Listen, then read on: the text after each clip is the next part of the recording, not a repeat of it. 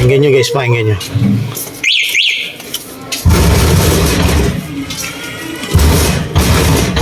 Uy, gumagaral-gal. Di ba? Oopsie, what up guys? So it's your boy Nick Mechanic nga pala to guys. So kita nyo naman yung e-bike na chinik natin ngayon. Ito yung gagawin natin malupit na e-bike guys. Ayaw umandar. Gumagaral-gal ang muka. Ayan guys, check muna natin yung wiring. So let's go. Tingnan natin na nangyari. Baka sunog lang yung wire eh. Dito guys, nakita ko yung wire niya, ayan o, yung YGB, yung yellow, green, blue, connection ng dynamo yan o, ng hall sensor. Napansin ko sa kanya medyo naluto yung naluto yung wire. Ayun o, bagong tape lang yan, naluto. Kaya ako baka may problema sa motor to. Kaya testerin muna natin to, tingnan natin. Mukhang sa motor ang problema nito, ma'am. Bakit? Huwag lang sunog.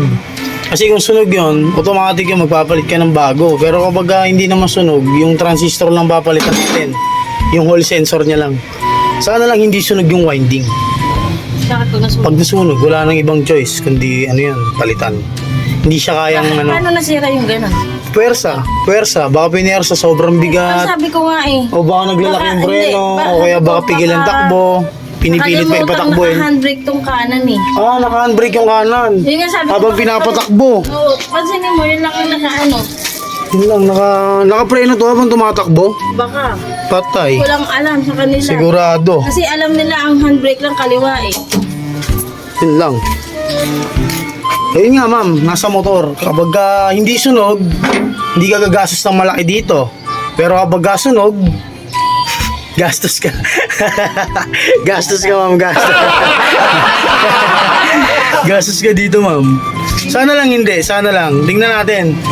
Siyempre, pag natanggal tornilyo, pupukpuin ba yan? Bang. Malalaman na namin ni ma'am kung anong status nito sa loob. Sana lang talaga hindi sunog.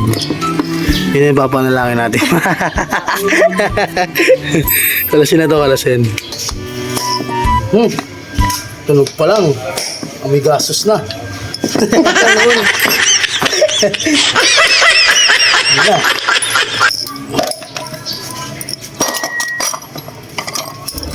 Kaya nagluwaliw pa ako sa pure gold. Hindi siya sunog. Hindi Okay siya, okay. Ito lang papalitan natin, transistor. Bigyan tayo ng pasalubong ni ma'am. Ayun, pasalubong ni ma'am.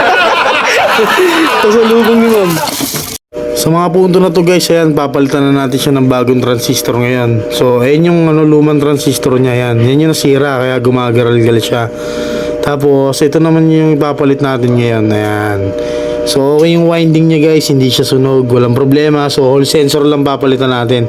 Yan, painitin mo natin yung panghinang, tapos salpak na yan, madali lang yan, 5 wire lang na hinihinang yan. Let's go. Salpak na natin. Yan, syempre nilagyan ko siya guys ng shoe glue. Ayan o, para madikit. Ayan, super glue. Dito yung siya guys o. Syempre pag magkakabig yan, shoe glue nyo yan. Ayan, kita nyo basa pa. Para syempre siguradong madikit, hindi siya matatanggal. Tapos sa pagkakabit ng guys, madali lang naman yan. Sundan nyo yung wire. Ayan yung wire niya, no? Positive, negative, yung mga pagkasunod-sunod na kulay yan. Pwede rin naman siya magkabaliktad. Kung sakali magkabaliktad yan ang kabit dito, dito ka magbabaliktad ngayon sa pinaka niya. Ayan. Sa dulo, dito sa may sakit niya, sakit wire. Ayan, diyan ka magbabaliktad. Kung sakali nagkabaliktad yan ang kabit dito. Ayan, ganoon lang naman yun guys. Pero mas maganda, syempre bago nyo baklasin yung wire, tingnan nyo muna yung pagkasunod-sunod nyan. Para siguradong hindi kayo magkakabaliktad. Pero kung biyasa ka na sa pagpalit ng ganito, alam mo na yan. So yun lang guys, sasalpak na natin yan. Malalaman na natin ngayon to kung andar ba to ng malupit o hindi. Buo ko na siya. Ayun o. Ayan, nabuo na natin. Ngayon, testing natin ito. Siyempre, bago natin dali sa customer. Para sigurado. No? Okay na yan. Tingin ko, okay na to. Alright na to. So guys, sasalpak na natin ng malupit. Ayun. Ay, kakabit na natin to. Dito. Na guys. Naikabit na lahat. Ito. Hindi ko muna yung electrical tape. Ayan, para sakali may problema madali na siyang baklasin. Sana mandar na to ma'am. Sa lingkod. Okay. Ito na. The moment of truth. Tignan natin kung ano na to. Come.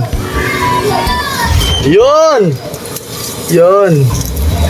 Ako naman, sila controller niya, puta. Babalik ko. Si ma'am, medyo kinabahan ng konti si ma'am. So, okay yung yung controller, yung transistor lang talaga yung sira.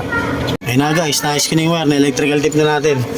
Mandar na pero malalaman pa natin kung kailangan natin, sakyan natin. Testing natin ngayon na malupit. Let's go! So guys, testing muna natin. Binurot lang natin kanina, kumbaga binomba lang. Kailangan malaman natin kung umaandar para syempre, di ba, garantisado. Uy!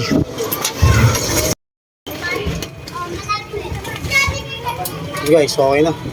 Testing mo. Okay na si ma'am guys. So, okay na yung e-bike niya, umaandar na. Oh, alright. Bubuluso ka mama.